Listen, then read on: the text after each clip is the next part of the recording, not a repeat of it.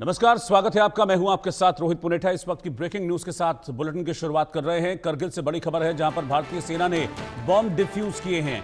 करगिल के आबादी वाले इलाके में ये 2 बॉम्ब पाए गए थे। इन दोनों को डिफ्यूज कर दिया गया है।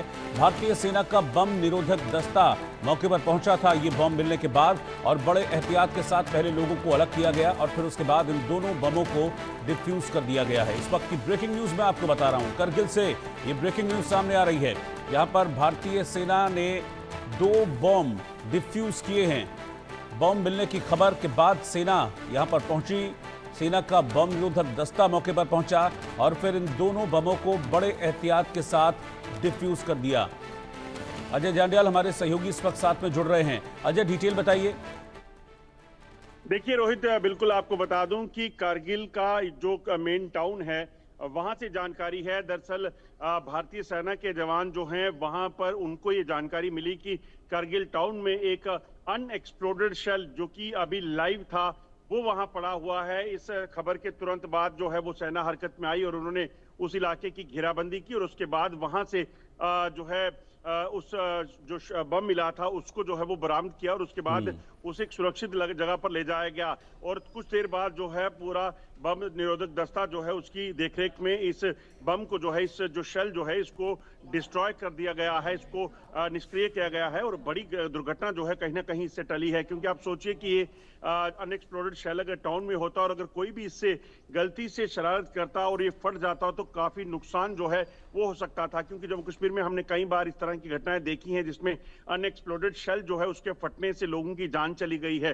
तो ऐसे में कहीं ना कहीं सेना का एक स्विफ्ट ऑपरेशन जिसमें इस अनएक्सप्लोडेड शेल को जो है वो बम स्क्वाड के जरिए पहले रिकवर करना और उसके बाद उसको नष्ट करना जो है उसे सुनिश्चित किया गया है। आपको बता दूं कि ये जो इलाका है करगिल का, करगिल ने काफी जंगें जो हैं पुराने समय में देखी हैं। 1971 की बार हो या फिर करगिल युद्ध की बात हो, ये तमाम जो घटनाएं होती हैं जो जंगें हुई हैं उस दौरान हो सकता है कि ये शेल जो हैं ये पाकिस्तान की तरफ से फायर किए गए हों या फिर यहाँ कोई लाइव शेल जो है वो रह गया हो।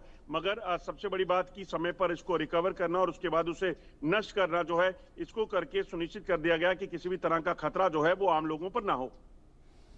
ये पता चला है कि बॉम्ब यहाँ पर शेल आए कैसे, या फिर ये जो शेलिंग वगैरह होती रहती है उसका ये खोल था, ये बॉम्ब था?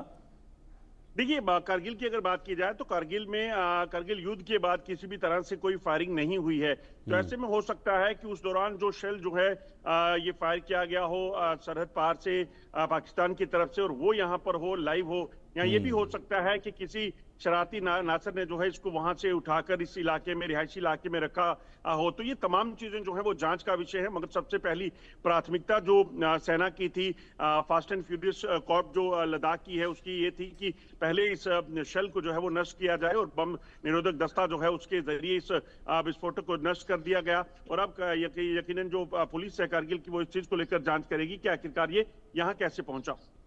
ठीक है अजय, बहुत शुक्रिया आपका इस जानकारी के लिए। तो ये बड़ी कामयाबी मिली है भारतीय सेना को। दरअसल करगिल सिटी में, यानी कि जो आबादी वाला